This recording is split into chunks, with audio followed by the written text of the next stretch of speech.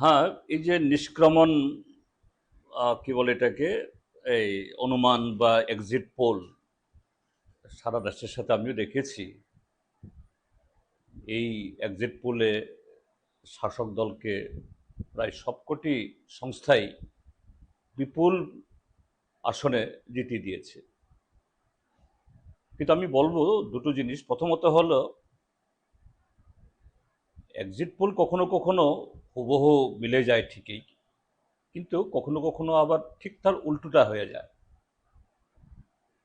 2004 সাল এবং সে বছরে অটল বিহারী বাজপেয়ীর পক্ষে একটা হাওয়াও ছিল। অটল বিহারী বাজপেয়ী একজন ব্যক্তিত্ব হিসাবে আজকের যিনি প্রধানমন্ত্রী অটল বিহারী বাজপেয়ী আজকের প্রধানমন্ত্রীর চাইতে উচ্চতার দিক থেকে, গ্রহণযোগ্যতার দিক থেকে হিমালয়ের সাথে মাটির, অর্থাৎ এই ধরনের পার্থক্য। এবং গোটা প্রচারেও একটা ফিল গুড ফ্যাক্টর এরকম একটা অবস্থা হয়েছিল যে গতকালের মতোই সবকটি এরকম এই সংস্থাগুলো তারা অটল বিহারী বাজপেয়ীকে আবার প্রধানমন্ত্রী আসনে বসিয়ে দিয়েছিলেন। কিন্তু ফল হয় উল্টো। এই এনডিএ হেরে যায়, ইউপিএ সরকার আসে। ডক্টর মনমোহন সিং শুধু 2004 না, 2009 সালেও আবার প্রধানমন্ত্রী হয়েছেন, অর্থাৎ বিজেপি ক্ষমতা আসতে পারেনি। তো সেদিক থেকে এবারের নির্বাচন যদি আমরা একটা তুলনা করি 2004-এর সাথে, শাসক দলও বা কি ইলেকট্রনিক মিডিয়া, কি প্রিন্ট মিডিয়া বা কোনো সংস্থা কেউ দাবি করেনি এখন অবধি যে দেশে নির্বাচনে কোনো হাওয়া ছিল। কোনো হাওয়া নেই।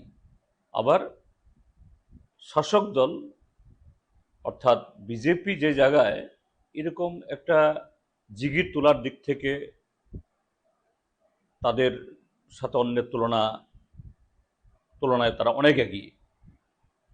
যেমন 2014 সালে আছে দিনের আওয়াজ, তারপর 2019-এ এসে সেই পুলওয়ামার হাওয়া, সার্জিক্যাল স্ট্রাইক,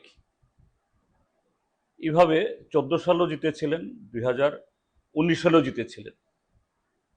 কিন্তু এবার বহু চেষ্টা করার পরও কোনো হাওয়া তুলতে পারেননি।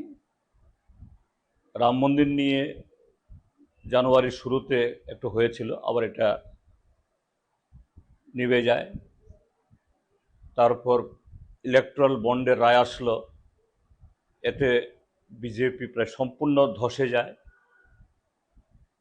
এবং যে স্লোগান দিয়ে তারা নেমেছিল আপকি বার 400 পার, বিজেপি 370, শেষ পর্যন্ত বিজেপির স্লোগানে, বিজেপির প্রচারে, এবং মোদি তাদের সবচেয়ে বড় ক্যাম্পেইনার, তিনি তো মানে 100-র মধ্যে 99, তার মুখ থেকেও এই মোদি গ্যারান্টি, আপকি বার 400 পার এগুলো প্রায় বিদায় হয়ে যায়। সেখানে নতুন প্রচার তিনি আনতে বাধ্য হন, যে মুঘল, মাটন, মঙ্গলসূত্র, এবং শেষ মুহূর্তে আরও একেবারে জঘন্য যে সে জায়গা চলে যায়। তো এই জায়গায় দাঁড়িয়ে কোনো হাওয়া নেই,